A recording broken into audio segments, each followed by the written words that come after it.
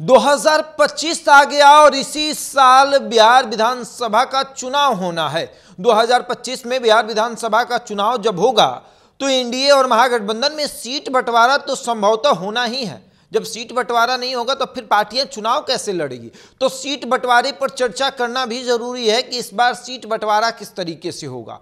दलों की संख्या सबसे अधिक जो है वो एनडीए में है और एनडीए में सीट बंटवारा किस तरीके से होगा? भारतीय जनता पार्टी है, जनता दल यूनाइटेड है, उसके बाद लोजपा रामविलास है, उपेंद्र कुशवाहा की पार्टी आरएलएम है, उसके बाद जीतन राम मांझी की पार्टी जो है वो हिंदुस्तानी अवाम मोर्चा है। ये तमाम दल जो है वो एनडीए में है और एनडीए में सीट बंटवारा किस तरीके से होगा? देखिए, पहले हमने आपको बताया था कि किस तरीके से नीतीश कुमार जो है वो 115 से 120 सीटों पर चुनाव लड़ने की तैयारी कर रहे हैं, कम से कम 115, और जब वो सीटें बढ़ेंगी तो 120 का ये आंकड़ा हो सकता है। 120 सीटों पर जेडीयू की तैयारी इस बार है, लेकिन कम से कम 115 सीटों पर जेडीयू चुनाव लड़ेगी और चर्चा काफी तेज हो रही है कि जेडीयू को चुनाव लड़ना है 120 सीटों पर। लेकिन बाकी सहयोगी दलों का क्या होगा? बाकी सहयोगी दल क्या करेंगे? आपको जेडीयू जब चुनाव लड़ेगी तो भाजपा क्या करेगी? भाजपा कितने सीटों पर चुनाव लड़ेगी? उसके बाद लोजपा रामविलास कितने सीटों पर चुनाव लड़ेगी? फिर उपेंद्र कुशवाहा की पार्टी आरएलएम है, वो कितने सीटों पर चुनाव लड़ेगी? इन तमाम सीटों पर जो है वो चर्चा करनी जरूरी है, विषय पर चर्चा होगी। लेकिन सबसे पहले ये आप जान लीजिए कि पार्टियों के तरफ से अपने आप को बढ़ा चढ़ा कर दिखाया जाता है, बताया जाता है कि हम ज्यादा से ज्यादा सीटों पर चुनाव लड़ना चाहते हैं। और इस बार उपेंद्र कुशवाहा और मांझी, जीतन राम मांझी 10-10 सीटों पर बैटिंग करना चाहते हैं। वो चाहते हैं कि 10 सीटें हमें मिले और 10 सीटों पर हम बैटिंग करें। 10 से वो बढ़कर अधिक भी हो सकता है। जीतन राम मांझी 11+ सीटें मांग रहे हैं, क्योंकि पिछली बार वो 11 सीटों पर लड़े थे, तो इस बार उसकी संख्या अधिक होनी चाहिए, उसकी संख्या कम से कम 15 होनी चाहिए कि 15 सीटों पर हमारी भागीदारी होनी चाहिए। हम 15 सीटों पर चुनाव लड़ना चाहते हैं। फील्डिंग जो है वो हमारी मजबूत हो चुकी है, बैटिंग करने हम उतरेंगे 10 से 15 सीटों पर। लेकिन सीटों की संख्या कम होने वाली है। 5 से 6 सीटों पर जीतन राम मांझी को आउट होना पड़ेगा। जीतन राम मांझी देखेंगे कि नहीं, 5-6 सीट बर्दाश्त कर लीजिए, बैठ जाइए, आराम करिए। उधर दूसरी तरफ उपेंद्र कुशवाहा को 5 सीटों से अपना जो है झोली भरना पड़ेगा। झोली 5 सीट ही भरेगी, उससे अधिक नहीं। जीतन राम मांझी का आंकड़ा बहुत बड़ा है, लेकिन उस आंकड़े पर फिट नहीं बैठ पाएंगे।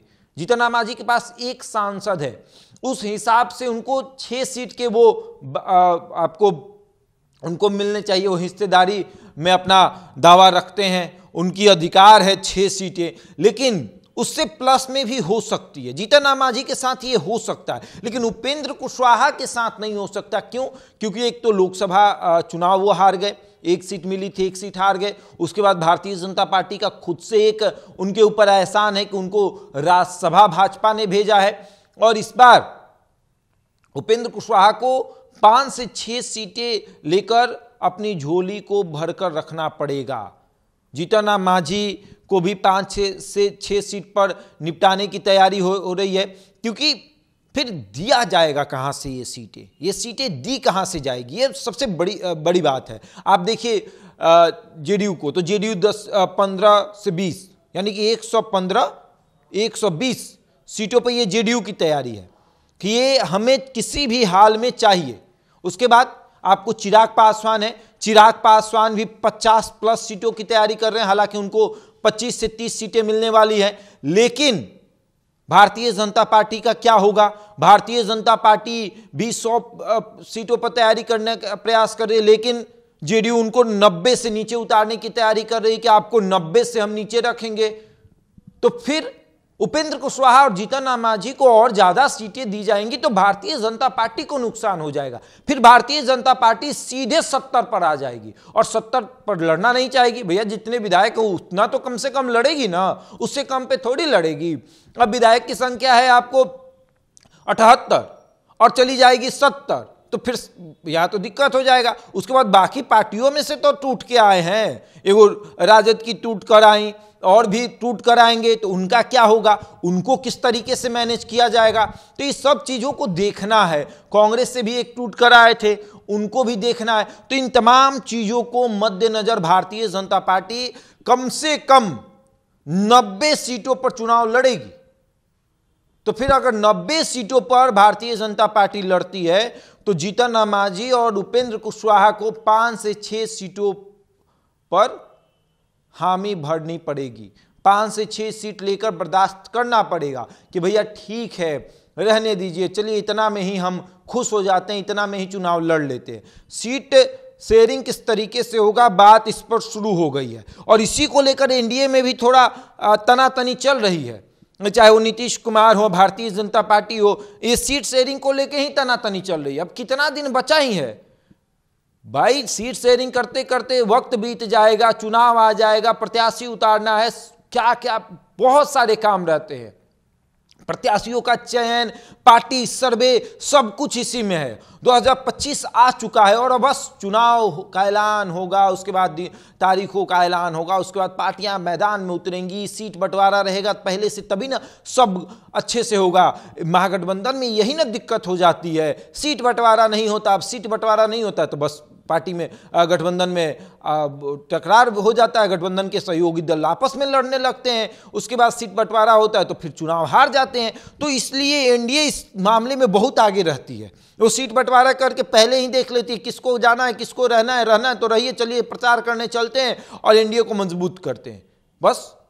लेकिन उपेंद्र कुशवाहा, जीतन राम मांझी के लिए ये 25 सही नहीं है।